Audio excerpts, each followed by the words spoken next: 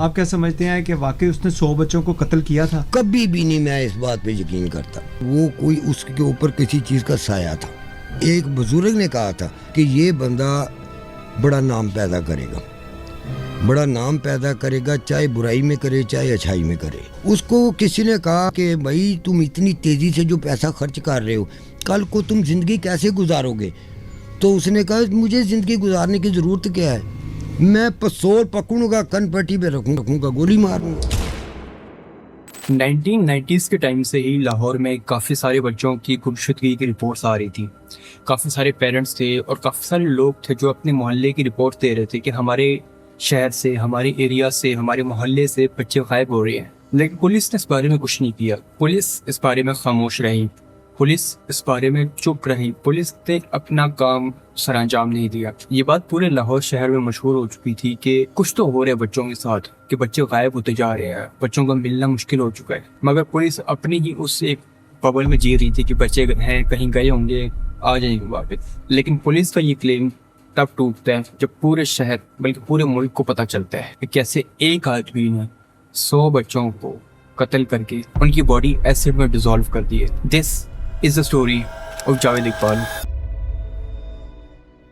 जावेद इकबाल 1961 में लाहौर में पैदा होते हैं। उसकी जो फैमिली थी वो एक पंजाबी फैमिली थी और रिलेटिवली वेल्दी फैमिली थी। वो मोहम्मद अली मुगल के 8 बच्चों में से 6ठे नंबर पे आता था। बचपन से ही जावेद अपने बहन भाइयों से थोड़ा सा मुख्तलिफ था, थोड़ा सा अलग था। उसे अटेंशन पसंद थी, वो चाहता था कि लोग उस पर ध्यान दें। बचपन हमेशा उसने बहुत अच्छा गुजारा, बहुत स्टेबल गुजारा। कोई फैमिली में अब्यूज का, ट्रॉमा का कोई ऐसा हमें एविडेंस नहीं मिलता जिससे ये साबित हो शायद जावेद की पर्सनैलिटी उस वजह से वैसे डेवलप हुई है। बचपन से ही बहुत अच्छी पर्सनैलिटी थी उसकी, बहुत अच्छे घराने से था ताल्लुक उसका।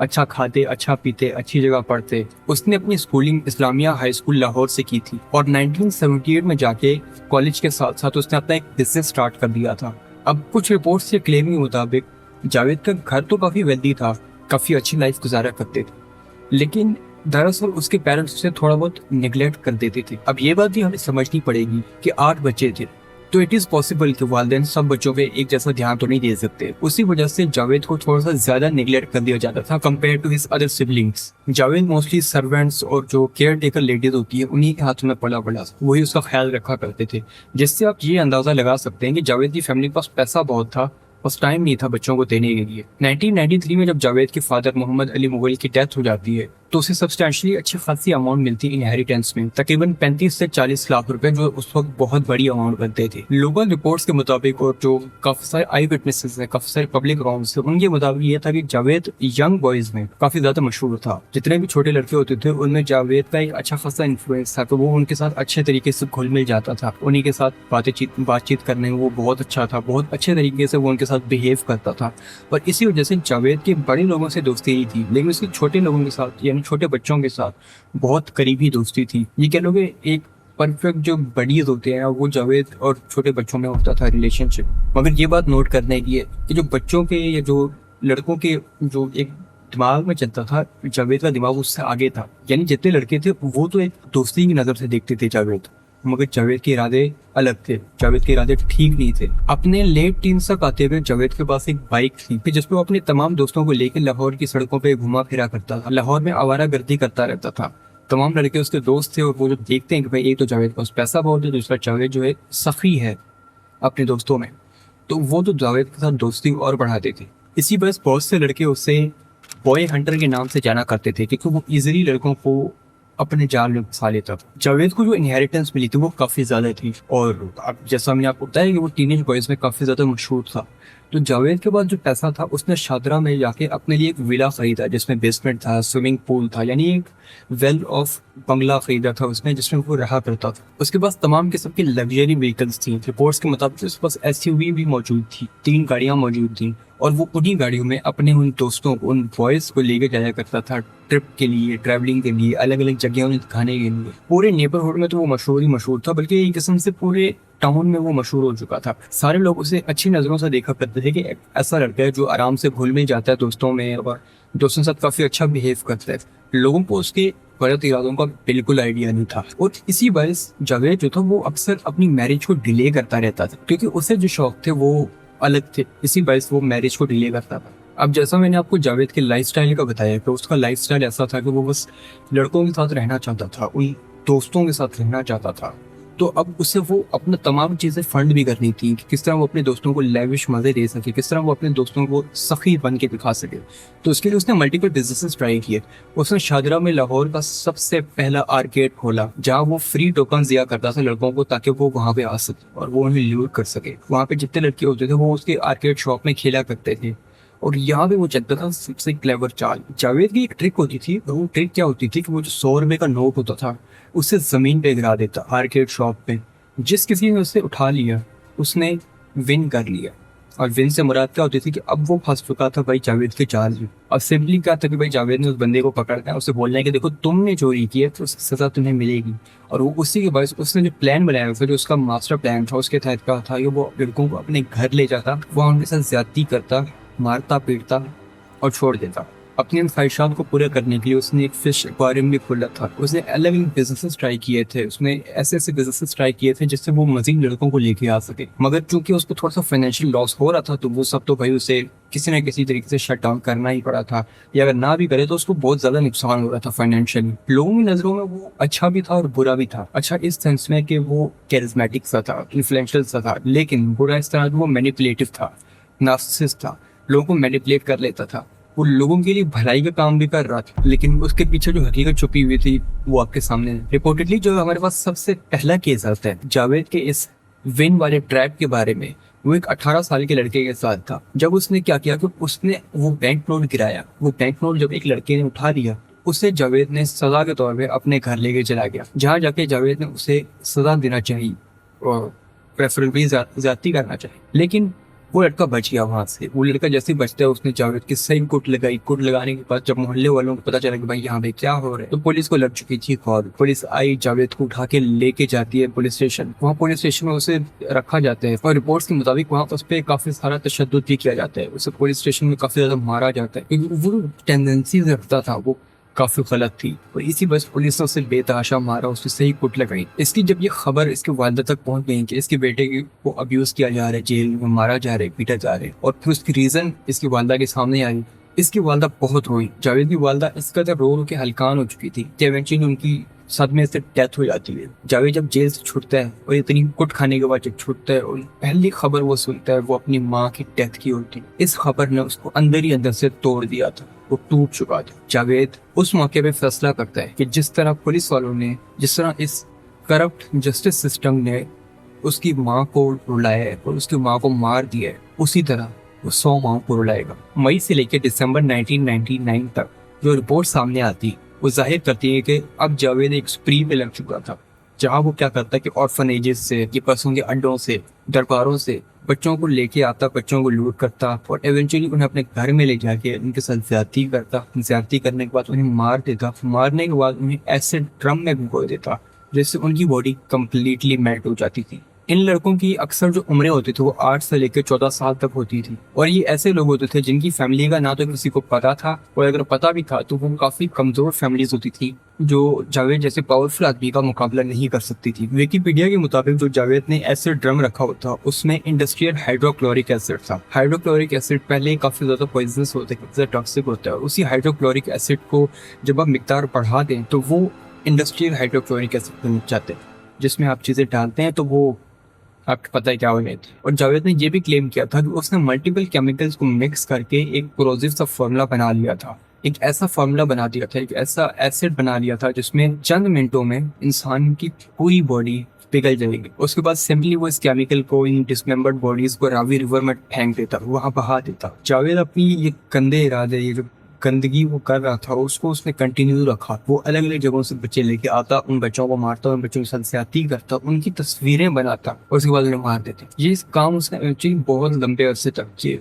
लोगों को पता चल रहा था कि भाई बच्चे गायब हो रहे हैं, लोगों को पता चल रहा था कि यार काफ़ी एक कोई बंदा आ चुका है जो बच्चों को लेके जा रहे, बच्चे गायब हो रहे हैं, बच्चे नहीं मिल रहे, गुमशुदगी की रिपोर्ट्स दिए जा रही पुलिस में, पुलिस कुछ नहीं कर रही। लेकिन फिर वही बात कि पुलिस कुछ नहीं कर, पुलिस इस मामलों को सीरियस ही नहीं ले रही थी। जैसा मैंने आपको बताया कि ये बच्चे वो थे जिनकी फैमिली का किसी को पता ही था, या अगर फैमिली थी भी तो वो इस कदर कमजोर थी कि वो जावेद जैसे बंदे से नहीं लड़ सकती थी। और पुलिस को जब पता चल गया कि भाई कोई रिपोर्ट आने वाली है नहीं, तो बस पुलिस ने इन केसेस को ऐसे ही इग्नोर कर दिया, उस बच्चे गायब हो रहे हैं, इग्नोर करो। यानी आप समझ सकते हैं लाहौर में 100 से ज्यादा बच्चे गायब हो चुके हैं। पुलिस की जो जिम्मेदारी है पुलिस वो नहीं कर रही, तो फिर आप जस्टिस सिस्टम से क्या ही उम्मीद लगा सकते हैं। 6 महीने के अंदर अंदर जो जावेद का एक डेथ टोल था, जो इसमें एक डेथ टोल बना लिया था, वो तकरीबन 100 बच्चों का हो चुका था। और नवंबर के आसपास जावेद ने एक 32 पेज का लेटर और 100 बच्चों की तस्वीरें पुलिस को मेल कर दी थी, ये कन्फेस करते हुए कि ये सब क्राइम्स उसने किए हैं। उसी के फौरन बाद अथॉरिटीज ने इस चीज को थोड़ा सा सीरियस लेना चाहा। उन्होंने कहा कि भाई ये कैसे हो सकता है, कोई बंदा क्लेम कर रहा है। पहले तो अथॉरिटीज को नहीं समझ आ रही थी, क्योंकि ये एक ऐसा केस है जो आज तक कभी सामने नहीं आया था।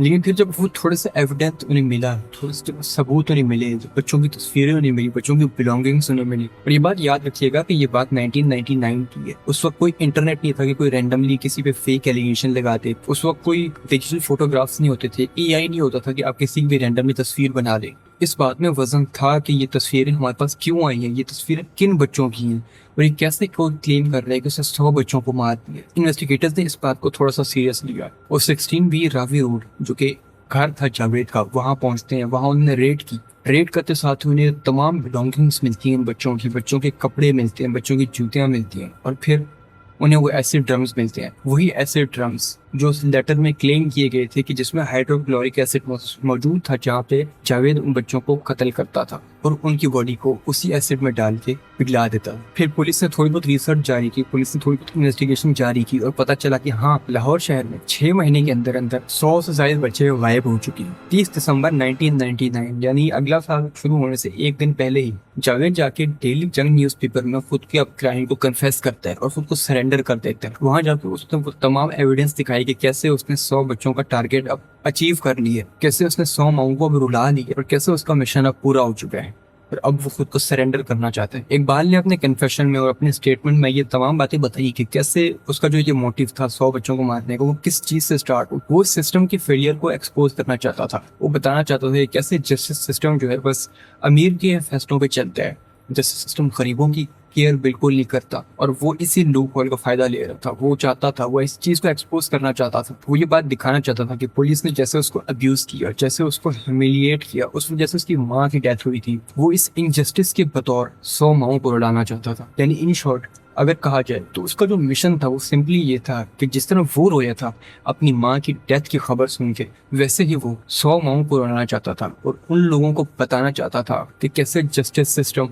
करप्ट है, कि कैसे जस्टिस सिस्टम को आपकी बिल्कुल केयर नहीं है। जावेद ने ये भी क्लेम किया और ये भी कन्फेस किया, वो चाहता तो 500 बच्चों को भी मार सकता था। उसे क्या जरूरत थी 100 नंबर पे आकर रुक जाने की। वो 200 को भी तो मार सकता था, वो 300 बच्चे भी मार सकता था, वो 500 तक भी मार सकता था। उसके पास पैसे की कमी नहीं थी, लेकिन उसका मिशन सिर्फ यही था। फिर वो अपने मिशन पे पूरा आया, उसे 100 बच्चों को मारा और उसका मिशन अब पूरा हो चुका था। और अब वो खुद को सरेंडर करना चाहता था ताकि दुनिया को समझ आए कि कैसे जस्टिस सिस्टम की लूप होल की वजह से उसकी माँ गई है, उसी वजह से उसने 100 माओं को रुलाया। पुलिस ने जावेद को अरेस्ट कर लिया, उसे कोर्ट में डाल दिया गया। उसके बाद पुलिस उसके फ्लैट पे दोबारा छापा मारती है। Multiple news sources, multiple news agencies भी जाती हैं वहाँ पे। वहाँ जो ड्रम मिला था उस ड्रम की इन्वेस्टिगेशन की जाती है, उस ड्रम की फॉरेंसिक रिपोर्ट ली जाती है और बड़ी मुश्किलों से ही कुछ बॉडीज मिल पाती हैं, कुछ बॉडीज के एविडेंस मिल पाते हैं कि यार इस एसिड में किसी को डिसॉल्व किया भी गया होगा या नहीं। 2 बॉडीज की कंफर्म रिपोर्ट्स आई थी, लेकिन फोरेंसिक के बाद ये भी जाहिर होता है कि शायद वो कुछ जानवरों की थी। तो क्या ये बात सच है कि जावेद ने वाकई बच्चों को जला दिया था, वाकई बच्चों को पिघला दिया था? तो ये सिर्फ कोई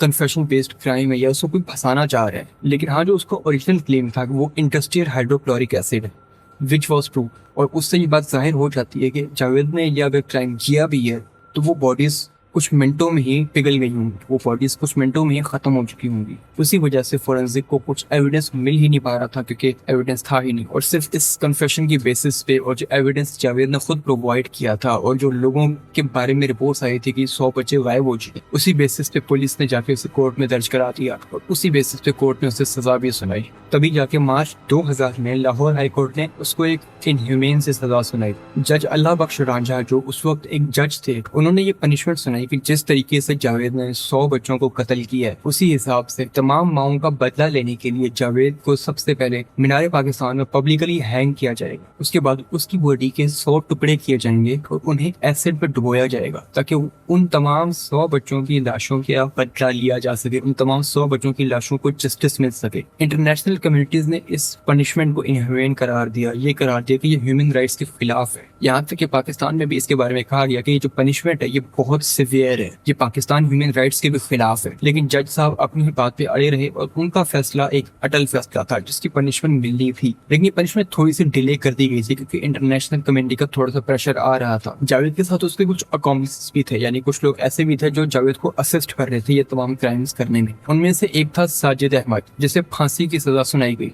जबकि बाकी जो 2 थे उन्हें उम्र कैद की सजा सुनाई गई। लेकिन इससे पहले कुछ हो पाता। 9 अक्टूबर 2001 को साजिद और जावेद दोनों की लाशें जेल में से मिलती हैं। पुलिस अफसर्स का ये क्लेम था कि इन्होंने सुसाइड कर ली है, लेकिन बहुत लोगों को इस बात पर शक हुआ कि ये कोई कवर अप स्टोरी है।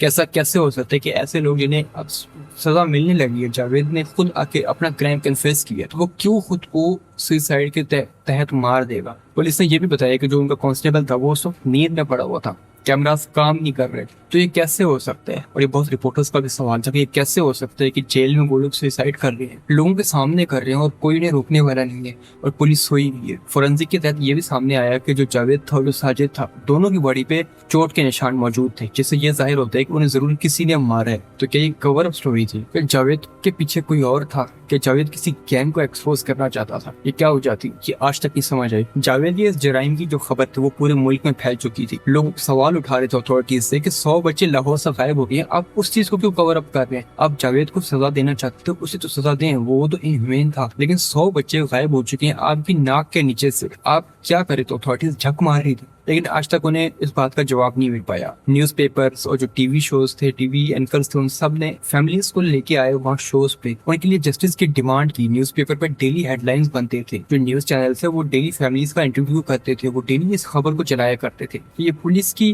जो लापरवाही है, इससे ज़ैनब की भी जान ले ली। ये जो पुलिस की लापरवाही है, इसी वजह से जावेद इकबाल जैसे दरिंदे सामने आए। ये जो पुलिस की लापरवाही है, कितनों की जाने लेगी? ये सवाल तब भी था, ये सवाल आज भी है, शायद हमेशा रहे। अब ये जो पॉइंट है, यहाँ पे मैं थोड़ी सी अपनी थ्योरीज दूंगा, अपना कुछ ओपिनियन दूंगा जो कि मुझे लगता है और जो कि मैंने इंटरनेट पे पढ़ा है। सबसे पहली थ्योरी जो सामने आती है कि जो जावेद ये क्राइम कर रहा था, ऐसा कैसे हो सकता है कि पुलिस को ये बात ना पता चल रही हो। लाइक हम समझ सकते हैं कि पुलिस जो है इररिस्पॉन्सिबल होती है बहुत से क्राइम्स में, लेकिन जब आपके सामने मल्टीपल ये बातें सामने आ रही है कि बच्चे गायब हो रहे हैं जगहों से, पूरे लाहौर से बच्चे गायब हो रहे हैं और उसके बाद वो मर जा रहे हैं और आप फिर भी कुछ नहीं कर रहे, ऐसा क्यों है कि आप इंतजार कर रहे थे कि जो क्रिमिनल है वो आके कन्फेस करे? अगर जावेद ये बात कन्फेस ना करता तो क्या पुलिस को आज तक इस क्राइम का ना पता चलता? अब मेरी थ्योरी इसमें पता है क्या? मेरी थ्योरी ये है कि जावेद के पीछे कोई बड़ा गैंग था। मैं आपको बताता हूँ कैसे। पहली बात, जावेद को केमिकल्स के बारे में ज्यादा नॉलेज नहीं थी। हाँ, वो पढ़ा लिखा था, एक अमीर फैमिली से, लेकिन जिन केमिकल्स का उसने इस्तेमाल किया था वो केमिकल्स आम आदमी की पोजेशन से बहुत दूर होते हैं। वो केमिकल्स के बारे में जानना बड़ा मुश्किल होता है। केमिकल्स के साथ खेलना कोई आसान काम नहीं होता। जिस हिसाब से जावेद ने क्लेम किया था कि वो मल्टीपल केमिकल्स को मिक्स करके एक कोरोसिव बना रहा था, इट इज नॉट पॉसिबल। अगर आपकी केमिस्ट्री पढ़ी हुई, आप समझ आ रही हुई मैं क्या बात कर रहा हूँ कि आप केमिकल ऊपर नीचे कर दो, आप उसकी क्वांटिटी ऊपर नीचे कर दो तो कुछ भी हो सकता है। हाउ इज इट पॉसिबल कि इकबाल यानी जावेद इकबाल ये क्राइम कर रहा था और उसे इस सब की नॉलेज थी? सेकेंडली, उसकी माँ की डेथ हुई थी, लेकिन ऐसा कैसे हो सकता है कि वो अपनी माँ का बदला लेने के लिए 100 माओं को रुलाना चाहता था? क्या वजह है इसकी? और थर्डली, मिस्टीरियसली डेथ कैसे हो गई? तो इसको पहली थ्योरी पे हम बात करते हैं। पहली थ्योरी जो है उसका अभी तक मुझे कोई कंक्लूसिव एविडेंस नहीं मिला कि उसका केमिस्ट्री से कोई ताल्लुक था। सिर्फ यही मिला है कि उसने सिर्फ एक्सपेरिमेंट किया और एक कोरोसिव बन गया, which is not believable at all. ऐसा नहीं हो सकता, जरूर किसी ना किसी का हाथ था इसमें। सेकंड, आई बिलीव जावेद की मदर की डेथ सिर्फ खबर सुनने से नहीं हुई। हाँ, ये मैं मानता हूँ कि जावेद के साथ अब्यूज हुआ था जेल में, जावेद को मारा पीटा गया था और पब्लिक ह्यूमिलिएशन की वजह से उसकी माँ शायद मर गई। लेकिन व्हाट आई बिलीव, जावेद की माँ को ना कुछ पता था और जावेद की जो माँ को कुछ पता था कुछ सीन के बारे में, उसी तहत जावेद की माँ को साइलेंस कर दिया गया, जावेद की माँ को मार दिया गया, क्योंकि शायद इनकी फैमिली में कुछ ऐसा हो रहा था जो कि जावेद की मदर एक्सपोज करना चाहती थी, लेकिन उससे पहले ही उनका खात्मा हो गया। और जब जावेद को ये बात पता चली तो वो इसी का बदला लेने के लिए 100 माओं को रुलाना चाहता था, ताकि वो 100 माओं को रुलाए और इस सिस्टम को, इस ये जो सिस्टम चल रहा है इसको एक्सपोज कर सके। और जो तीसरी थ्योरी है कि उन्होंने सुसाइड कर ली, it also confirms my second part. एक कोई बड़ी पावर इस पे मौजूद थी जो जावेद को यूज कर रही थी। जावेद खुद को इनोसेंट नहीं था, हाँ उसने क्राइम किया, लेकिन मुझे ऐसा लगता है कि some elite parties were involved in it. वो बच्चों को लेके जाते, बच्चों को मल्टीपल टाइम रेप करते और इवेंचुअली वो जावेद को फरोख्त कर देते, जावेद को काम पे लगा देते कि अगला काम तुम करो, इनका काम तुम फिनिश कर दो, इनका काम तुम तमाम कर दो। I don't know, this is just my theory, एक ओपिनियन है मेरा, आप लोग इस बारे में क्या कहते हैं? क्योंकि देखो यार, हाउ इज इट पॉसिबल कि वो अपने ही मोहल्ले में रेप भी कर रहे हैं बच्चों का, बच्चों को मार भी रहे हैं, बच्चों को उस एसिड में भी डुबो गए, और आपको मैंने घर के विजुअल्स भी दिखाए। इट डजंट साउंड कि यार एक ऐसा घर हो ये कि जहाँ पे भाई लोग ही ना रहते हैं, आसपास पूरा मोहल्ला रहता है। क्या लोगों को नहीं पता चल रहा था कि यहाँ पे कोई बच्चे आ रहे हैं डेली के बेसिस पे, या जो भी बेसिस पे आ रहे हैं, मारे जा रहे हैं, वो वहां से वापस नहीं जा रहे? ऐसा क्या है? लोगों के शक भी नहीं हो रहा था बिल्कुल इस बारे पे? This is my theory which kind of is concrete enough कि कुछ एलिट्स इन बच्चों के साथ गलत काम करते थे। इवेंचुअली वो जावेद के हाथों थमा देते कि अब इनका काम फिनिश कर दो। जावेद के पास जो पिक्चर्स भी थी वो भी ये बात प्रूफ करती हैं कि उसने इतना ज़्यादा एम्पल एविडेंस कैसे रखा था खुद के पास, and we do not know, शायद इसी वजह से उसे साइलेंस कर दिया गया। क्या कहते हैं आप इस बारे में? इस वीडियो के बारे में अपने ओपिनियंस कमेंट्स में जरूर दीजिएगा। मैं मिलूंगा आपसे अगले हफ्ते की वीडियो में, तब तक के लिए अल्लाह हाफिज़।